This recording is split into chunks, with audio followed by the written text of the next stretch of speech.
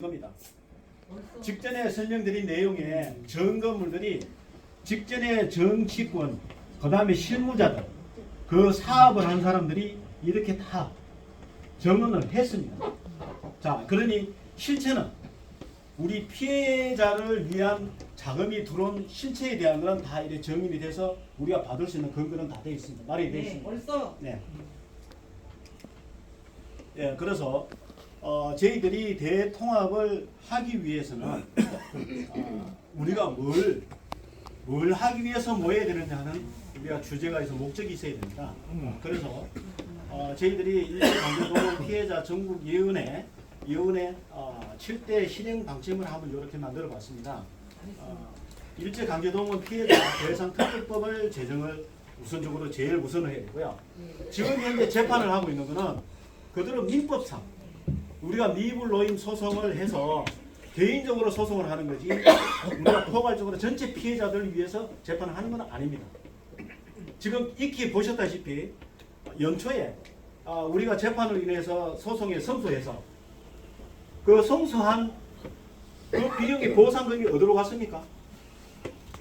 그 다음에 그 이면에 우리 유족 단체가 그 피해자들을 지원해서 재판을 지원을 하고 모든 걸 다 쏟아부어서 시간을 쏟아부고 복림을 했는데 결국은 돈 온 게 뭡니까?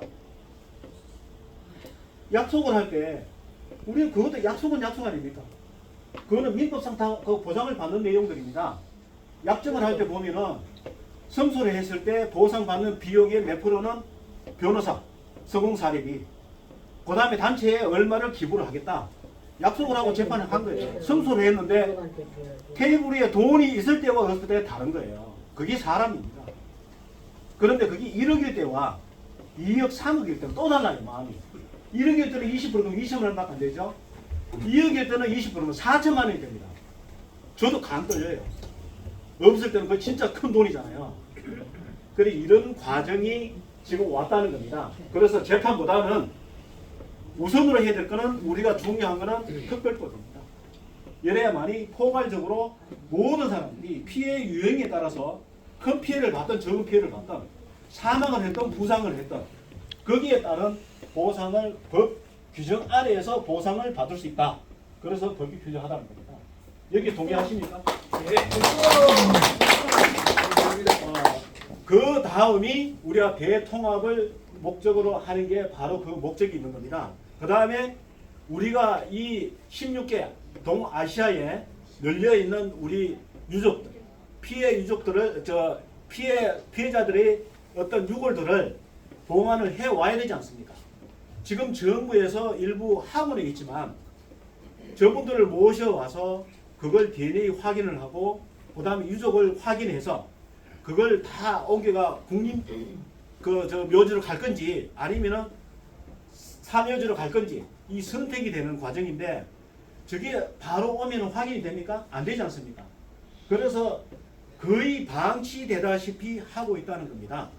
그래서 국방부에서 다행히 6월 발굴이 되는 거는 그나마 빨리빨리 확인이 돼서 묘지에 모시고 이렇게 하고 있는데 저 부분도 우리가 그 과정 아니면은 나중에 우리가 국립묘지에 못 모시더라도 우리가 봉안처를 만들어서 저기에 모실 수 있도록 우리가 어떤 그 신설처를 만들어야 되겠다 하는 걸 저기에 우리가 목표를 했고요. 일본국은 꼭 국제재판소에 제소를 해야 됩니다. 어떤 형태든 제소를 해야 되고요. 일제강제동원 희생자 추모 사업은 당연히 직전에 제가 말씀드렸다시피 유해 봉안과 연결이 되는 건데요. 저기에 정부가 법 테두리 안에서 보상을 못하는 부분들은 우리 단체가 수익 사업을 해서 거기 수익이 발생되는 걸 저기다 추모 사업에 활용을 하자는 겁니다. 그 다음에 피해자 복지 향상과 생계 지원 이것도 맥락은 같이 합니다. 저 부분도 지금 현재 보면은 정부로부터 우리가 위로금 받는 게 불과 적게는 한 몇십만 원, 많게는 노무현 정부 그 당시에는 몇천만 원까지 나온 분도 또 있다고 합니다. 하는데 지금 정부가 확인하고 있는 피해자 자료가 90만에서 120만 명을 왔다 갔다 합니다. 정확치가 않아요. 자, 그러면은 우리가 일본 정부든 대한민국 정부든 우리 학계에서 우리가 자료 수집을 한 내용 자료들을 보면은 36년 동안 강점기에 우리 피해자는 783만여 명이라고 기술을 하고 있습니다. 그러면은 나머지 650만 명이나 되는 이상이나 되는 그 피해자들은 어디 가서 보상을 받고 어디 가서 명예회복을 합니까? 그 부분을 우리가 유족회가 피해자 대통합이 돼서 우리가 위원회가 구성이 되면은 거기서 분명히 저 생계 부분도 책임을 져야 된다는 겁니다. 그래서 저것도 우리가 수익 사업으로 인해서 거기서 발생되는 수익금을 가지고 미로금을 전달하고 정부에서는 당연히 법 테두리 안에서 보상을 하겠지만 거기에 들어가지 못하는 분들은 우리가 단체에서 수익 사업을 해서 그거 가지고라도 우리가 위로금을 덜해서 명예회복을 할 수 있도록 해드리자 하는 취지에서 저걸 해야 되겠다 하는 말씀이고요. 나머지는 우리가 징용으로 인한 피해 모든 자료들은 역사의 기록으로 남겨야 됩니다. 지금 현재 직접적인 피해자든 간접적인 피해자든 자료가 마련되어 있는 자료들은 우리가 빅데이터 작업을 해야 되고요. 파일 작업을 해서 우리가 사립이든 국립이든 우리가 보관하고 전시를 할 수 있는 우리가 전시관도 마련해야 됩니다. 그 부분이 바로 저 추모 사업과 모든 게 연계가 된다고 말씀을 드리면서 다음 순서 넘어가겠습니다. 자, 이 부분이 조금 전에 우리 김인성 회장님께서 말씀하신 아니 지금 우리가 지금 금방 넘어갈게요. 네. 요 법안 문제가 나오면 우리가 정부하고 일단 대립이 됩니다. 되는데 정말 중요한 게 이겁니다.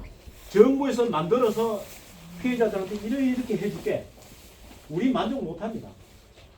그렇지 않습니까?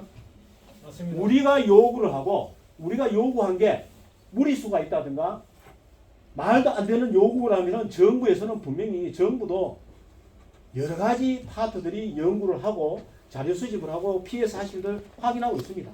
그러면은 우리가 무리한 요구를 했으면은 거기에는 우리가 거기에 준하는 법으로 심의를 거쳐서 아주 적절한 내용들이 만들어지리라고 봅니다. 그래서 저희들이 요구를 하는 내용들이 여기에 녹아 있습니다.